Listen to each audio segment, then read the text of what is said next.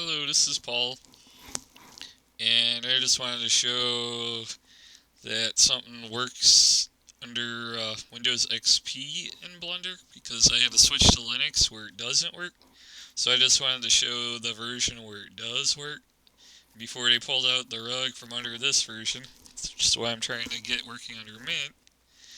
The transparency grid displays correctly in this XP version. I am using ATI Catalyst here, but there is no ATI Catalyst support uh, on the Linux side, so I have to use the Mesa drivers, and I think that's where the issue is.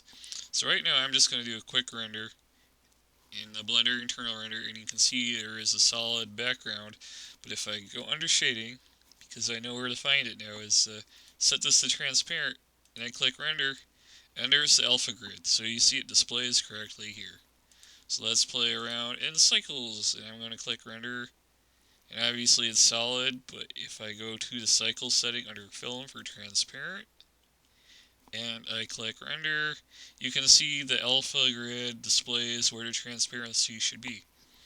So obviously it is not my hardware, it is something to do with the non-proprietary drivers in Linux. Yeah, drivers.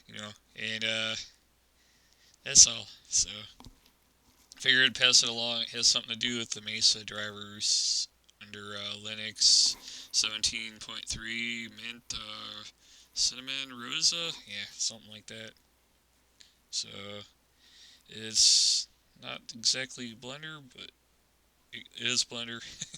It's just on the Linux side, not under Windows. So something weird is going on between Blender and graphics. But the funny thing is where it was failing in